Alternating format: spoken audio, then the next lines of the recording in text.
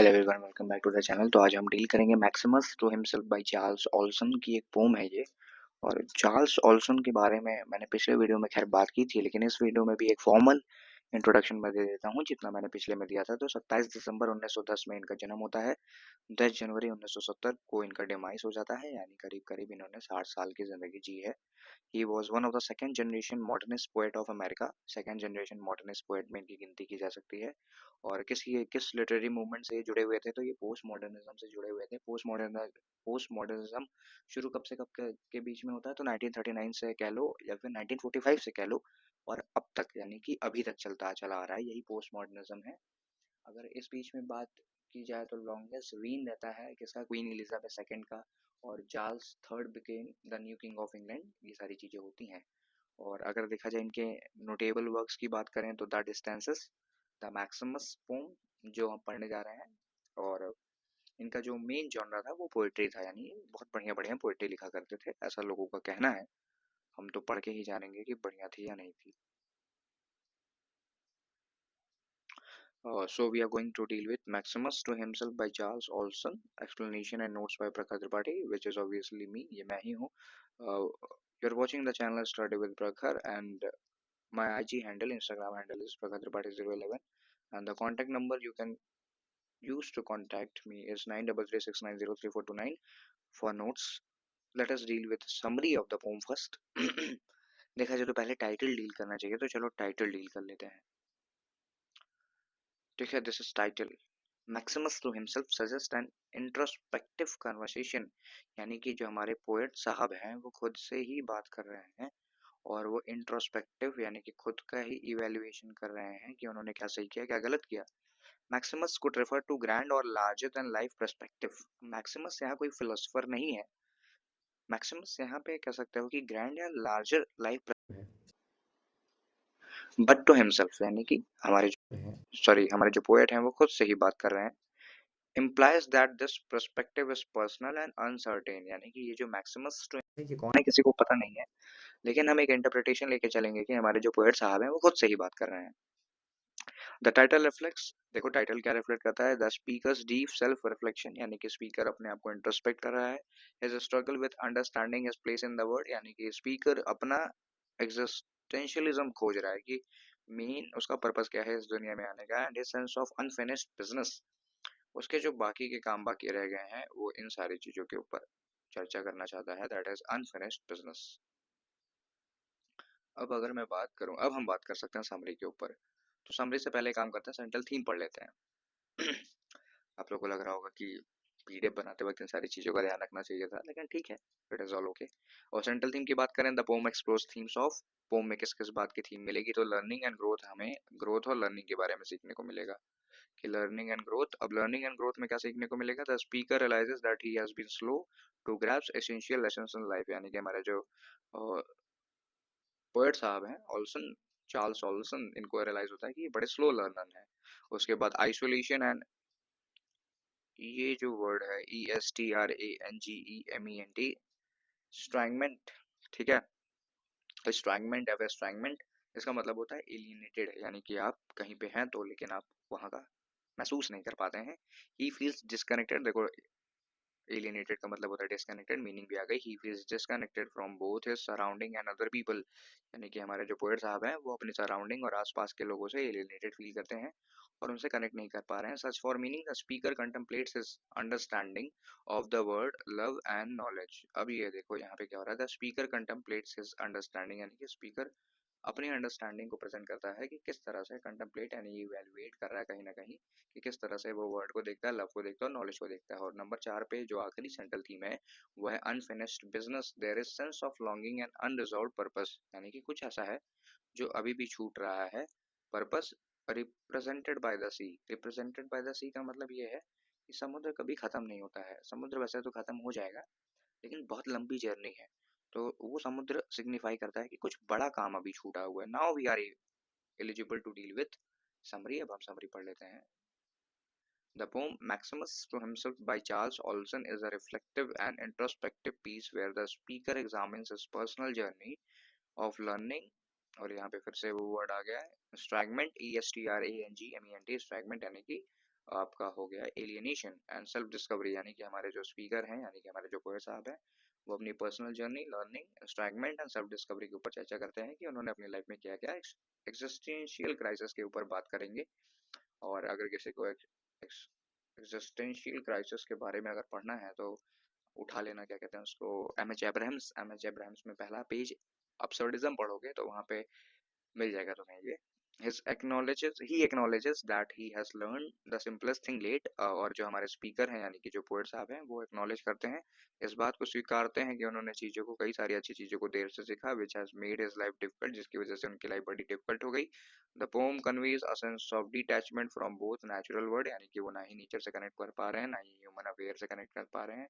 The speaker recognizes his struggles with understanding life, यानी कि Charles Hobson को life भी समझ में नहीं आई।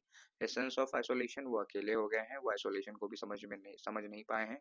And his search for meaning, और वो मीनिंग खोज रहे हैं कि अब वो क्या करेंगे, अब उनका जीवन खत्म होने को है और उनको अपनी लाइफ का सही पर्पस मिला ही नहीं।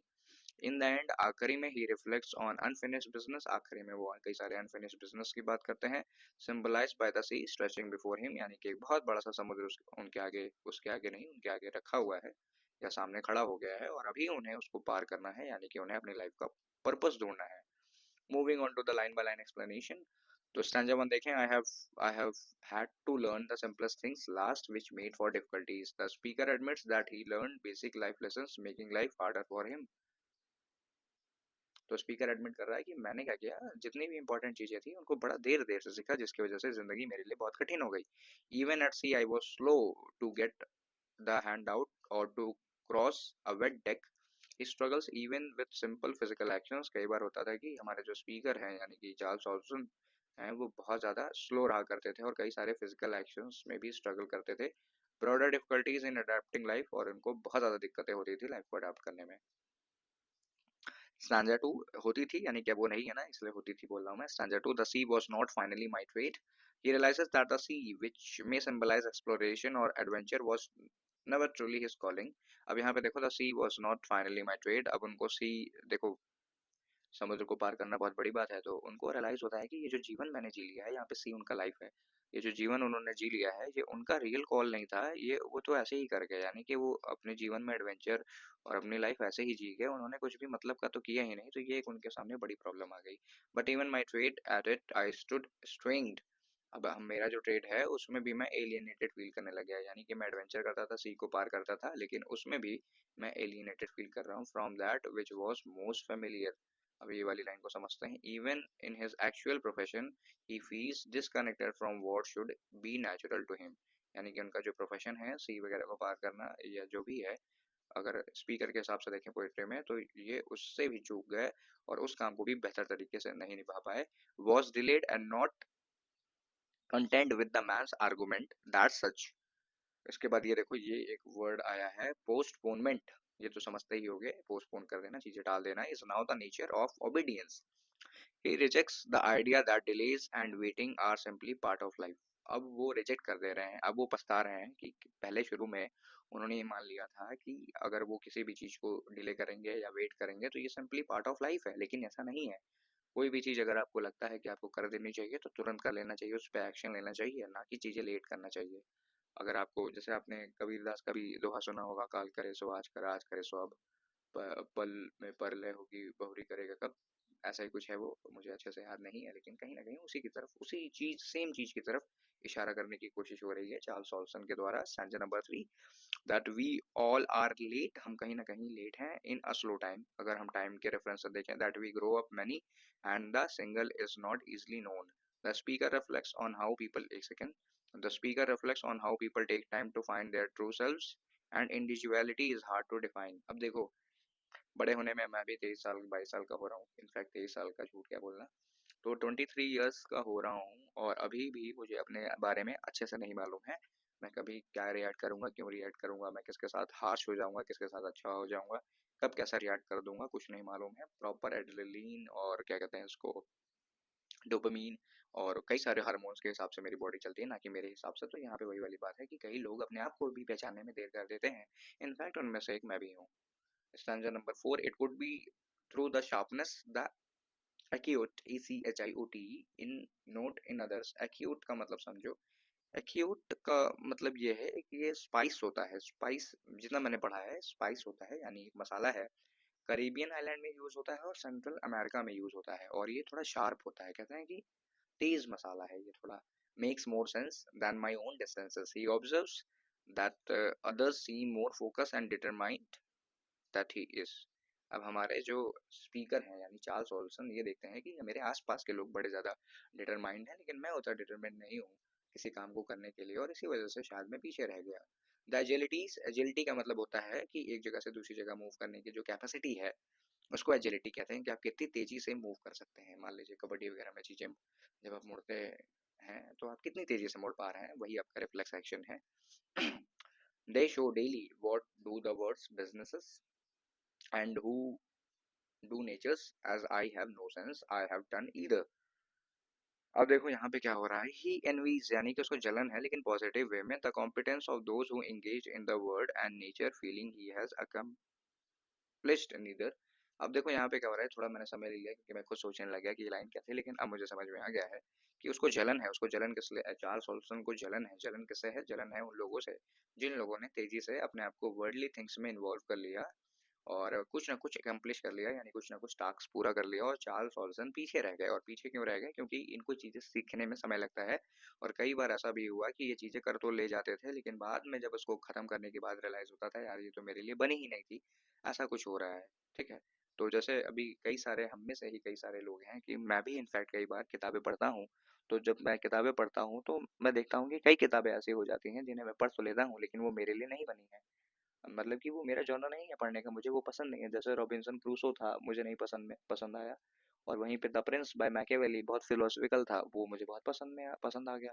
तो समझने वाली बात यह है कि हमारे पोएट साहब को ये गोल नहीं क्लियर है कि वो चाहते क्या हैं, जिसकी वजह से पीछे छूट जा रहे हैं वो। Stanza number 5, I have made dialogues, बहुत सारे डायलॉग बोले हैं मैंने। Have discussed ancient text, have thrown what light I could offered, what pleasures do seat allows. Do seat मतलब teach allows, teachers allow. He has engaged in intellectual and philosophical discussions, यानी कि हमारे जो poet साहब हैं वो intellectual और philosophical discussion में बैठते रहते हैं। Wonder if they hold real value, और अभी भी उनको शक है कि क्या पता है इसमें कोई रियल वैल्यू है या रियल वैल्यू नहीं है, मैं केवल ऐसे ही फालतू इन सब चीजों में पड़ा रहता हूँ। स्टैंजा नंबर 6 की बात करें, but the known this I have had to be given a life, love and form one man the world he acknowledges, यानी हमारे स्पीकर यानी कि पोएट साहब एक्नॉलेज कर रहे हैं that understanding life and love was given to him rather than he discovered on his own। ये बहुत इंपॉर्टेंट बात है। हमारे माइंड में जो थॉट्स चलते हैं या हमारे दिमाग में जो चीज़ों को लेके ख्यालात हैं वो हमारे खुद के नहीं हैं, वो हमें सामने वाले दे जाते हैं कई बार। जैसे जैसे अगर तुम्हें कुछ खाने का भी मन है या तुम कहीं जा रहे हो तो सामने वाला बोलता है कि चलो यार ये खाते हैं, वो वहाँ का फेमस है। तुमको उस चीज से कोई लेना देना नहीं था, ना ही तुम्हें वो चीज पसंद थी, but still you are going to try it क्योंकि सामने वाला बोल रहा है।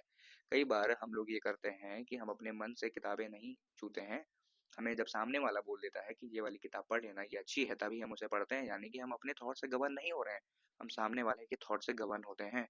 तो याद रखिएगा कि स्पीकर हमारा बहुत फिलोसफिकल बात है कि हमारे स्पीकर यानी कि चार्ल्स ऑल्सन को ये पता चल गया है कि उनकी लाइफ में जो भी लाइफ थी और उनकी लाइफ में जो भी लव वाला कॉन्सेप्ट था उन्होंने खुद नहीं ढूंढा है, सामने वालों ने उन्हें परोस के दिया है। और जब वो परोस के उन्हें मिल गया है तो सही था, गलत था, अच्छा था, बुरा था, बाद में पता चला। और वो किस फॉर्म में दिया गया था उन्हें? टोकन्स के फॉर्म में। टोकन्स जैसे हमारे दोस्त हमें देते हैं कि जैसे अभी मैंने रिकमेंडेशन कई लोगों से पाई कि वाइट नाइट्स फ्रेड और दोस्तोयेव्स्की का बहुत बढ़िया है तो वो पढ़ लो। तो ये मेरी चॉइस नहीं थी, मुझे रशियन लिटरेचर में कोई इंटरेस्ट नहीं था। मुझे न्यू लिटरेचर पसंद है, रशियन लिटरेचर उतना नहीं पसंद है। न्यू लिटरेचर में भी मैं न्यूजीलैंड का ही लिटरेचर ज़्यादा पढ़ना पसंद करता हूँ और ऑस्ट्रेलियन लिटरेचर पढ़ना पसंद करता हूँ। लेकिन रशियन लिटरेचर पढ़ा मैंने क्यों? क्योंकि मेरे दोस्तों ने कहा। तो यहाँ पे वही वाली बात है कि लाइफ में हम कई सारे थॉट्स को एज अ टोकन एक्सेप्ट कर लेते हैं और उसके ऊपर काम भी करने लग जाते हैं, लेकिन वो चीज़ हमारे लिए बनी हुई नहीं थी। There are mere fragments of experience, not complete understanding, but sitting here I look out as wind, यानी कि जब मैं यहाँ बैठा हूँ तो बाहर देखता हूँ as a wind and waterman testing and missing some proof। अब ये देखो ये वाली लाइन समझो, he feels like someone who observes the world। हमारे पोएट साहब ऐसा फील करते हैं कि वो किसी एक ऐसे आदमी की तरह है जो दुनिया तो देखता है but lacks proof or certainly in his understanding। अब यहाँ पे देखो, he feels like someone who observes the world but lacks proof or certainly in his understanding, यानी कि स्पीकर साहब यानी कि पोएट साहब ये देखते हैं कि वो दुनिया को तो देख ले रहे हैं लेकिन उनके अंदर एक चीज नहीं है, और वो चीज क्या है कि वो दुनिया को सही तरीके से समझ नहीं पाए हैं क्योंकि जब भी उन्होंने दुनिया को समझना चाहा तो लोगों ने उन्हें टोकन्स नाम की एक चीज़ दे दी, यानी कि अपना पॉइंट ऑफ व्यू दे दिया। कि जैसे मुझसे अगर कोई पूछे कि मुझे क्या किताब पढ़नी चाहिए या क्या पढ़ लेना चाहिए, तो मैं उससे बोलूँगा कि ये पढ़ लो। तो मैं उसे उसके हिसाब से चीज़ें नहीं बता रहा, मैं उसे अपने हिसाब से चीज़ें बता रहा हूँ कि ये मुझे अच्छा लगा इसलिए तुम भी ये कर लो, यहाँ पे यही बात हो रही है। I know the quarters of the weather, where it comes from, where it goes. He understands external things like weather, but not his own identity or purpose. यानी चार्ल्स ऑल्सन को ये तो पता है कि वेदर क्या है, टेम्परेचर क्या है, टाइम क्या है, जगह कौन सी है, लैटिट्यूड क्या है, लॉन्गिट्यूड क्या है, लेकिन वो अपनी इंटरनल फीलिंग्स को नहीं जानते। जैसे हम इंसान बहुत सारी बड़ी बड़ी चीज़ें जानते हैं, बड़ी बड़ी बातें भूल जाते हैं, लेकिन हमें अपने मन में हमारे क्या चल रहा है यही नहीं मालूम होता। और हमें बेसिकली लाइफ में चाहिए क्या, ये भी एक मिस्ट्री है, हमारे लिए खुद के लिए एक मिस्ट्री है। ये यहाँ पे कहने की कोशिश की गई है। But this time of me, this I took from their welcome of their rejection of me. His self worth depends on how others accept और रिजेक्ट हिम। अब देखो, किसी भी आदमी की जो सेल्फ वर्थ है वो उसके ऊपर डिपेंड करनी चाहिए, ना कि किसी एक ऐसे आदमी के ऊपर जो कि उसे रिजेक्ट करेगा या एक्सेप्ट करेगा। रिजेक्शन और एक्सेप्टेंस हमारे हाथ में नहीं है, सामने वाला करेगा, तो हमें उससे खासा फर्क नहीं पड़ना चाहिए। And my arrogance was neither diminished nor increased by the communication. अब यहाँ पे 8वें स्टैंजा में ऑथर ये पोएट कहते हुए नजर आते हैं, his interactions with others neither humbled him nor made him more confident. यानी कि अब इसको समझो कि दुनिया में उन्होंने जितनी भी बातचीत की लोगों से, ना ही उसका कुछ इनको फायदा हुआ, ना ही उसका कुछ इनको नुकसान हुआ। यानी कि ना ही किसी से बात करके ये हम्बल हुए, ना ही किसी से बात करके ये एरोगेंट हुए। यानी कि ये जैसे थे वैसे ही रह गए, यानी कोई लाइफ में पर्पस फुलफिल नहीं हुआ। फाइनल स्टैंजा देखो, इट इज अनडन बिजनेस, यानी कि मेरी जो पूरी लाइफ थी वो एक अनडन बिजनेस हो गई। I speak of this morning with the sea stretching out from my feet. यानी कि सारी बातें वो सी को बोल रहे हैं। He feels unfinished in life, यानी कि हमारे जो स्पीकर साहब हैं वो अनफिनिश्ड फील कर रहे हैं, यानी कि उन्होंने कुछ लाइफ में उखाड़ा नहीं। With unsolved questions and uncertainties, यानी कि उनके पास कई सारे ऐसे सवाल हैं जिसके जवाब अभी तक वो ढूंढ नहीं पाए। कई सारे अनसर्टेनिटीज हैं कि उन्हें क्या करना चाहिए, कब करना चाहिए और कितना करना चाहिए, ये भी उन्हें नहीं मालूम है। Stretching out before him like the sea, और ये सारी बातें उनके सामने आके खड़ी हैं जैसे एक समुद्र, विशाल समुद्र उनके सामने पड़ा हुआ हो। लिटरेरी वैसे में देखो तो मेटाफर है, the sea was not finally my trade, the sea symbolises adventure and self exploration. यानी कि कभी भी इन्होंने एडवेंचर नहीं किया, ना ही सेल्फ एक्सप्लोरेशन किया, जिसकी वजह से ये पीछे रह गए। The stem of me, his core identity shaped by other reactions, यानी कि द स्टेम ऑफ मी, इसका मतलब ये है कि इनकी जो आइडेंटिटी है वो दूसरों पे डिपेंड करती है, जो कि ऐसा नहीं होना चाहिए, बहुत बड़ा परेशान रहना हो जाएगा। Symbolism, the sea represents life, vastness, uncertainties and unfinished business. जो सी है वो अनसर्टेनिटी को दिखाता है, बहुत बड़े बड़े काम बाकी हैं, ये सारी चीजों को दिखाता है। Wind and waterman suggest something, someone searching for understanding but feeling unanchored. Anchor मतलब आप समझ ही रहे होंगे। मैं बना के दिखा देता हूँ, खैर मेरे पास तो पेन भी है इस समय, तो मैं एक्सक्यूज भी नहीं दे सकता हूँ। ये कुछ इस तरह का जो शिप्स इस्तेमाल करते हैं अपने आप को रोकने के लिए, इसको एंकर बोलते हैं। तो यहाँ पे ये जो विंड एंड वाटरमैन है, यानी कि ये जो हमारे चार्ल्स ऑल्सन है, इनको कोई भी किनारा नहीं मिला है। किनारा ना मिलने का कारण है कि इन्होंने कभी खुद को ढूंढा ही नहीं, और जब खुद को ढूंढा नहीं तो कभी खुद पे स्टेबल हुए नहीं। फिर इंजैम्पमेंट आता है, यानी रन ऑन लाइन, इसका मतलब होता है run on line. Olson's lines often continue without pause creating a flowing reflective tone. यानी ऑल्सन की जो लाइंस हैं वो कहीं पे भी रुकती नहीं है और रिफ्लेक्टिव टोन बना रही हैं। अलिटरेशन की बात की जाए तो that we grow up many and the single is not easily known, repetition of s sounds add emphasis, s sound यहाँ पे रिपीट हुआ है, कई सारे साउंड रिपीट हुए हैं, ये तो बहुत कॉमन था इसलिए मैंने यहाँ लिख दिया है। कॉन्ट्रास्ट की बात की जाए तो the speaker contrast himself with others who engage in life more actively, यानी कि जो स्पीकर हैं वो कॉन्ट्रास्ट करते हैं खुद को और दूसरे लोगों से जो कि लाइफ में एक्टिवली इंगेज्ड हैं, ना कि स्पीकर। अब समझो इसको, लाइफ में एंगेज होने का मतलब है कई लोग हैं जो लाइफ में जुड़े हुए हैं, कुछ ना कुछ उखाड़ रहे हैं और कुछ ना कुछ कर रहे हैं, लेकिन हमारे स्पीकर इन सारी चीज़ों से बहुत परे हैं और उनको इन सारी चीज़ों से कोई मतलब नहीं है। और इसी के साथ हमने चार्ल्स ऑल्सन की जितनी भी फिल्म हमें करनी थी, खैर 2 ही करनी थी, बहुत बड़ा काम नहीं किया मैंने, उसे पूरा कर लिया है हमने और आपने मिलके। So thank you for watching. तो मैं लिखूंगा अभी भाई, thank you for watching, we have completed Charles Olson and being patient. अब यहाँ पे long live literatures, long live you all people, hope so we will meet again with some new series. जहाँ तक है वो एनी सैक्सटन ही होंगी जिन्हें मैं कवर करूँ।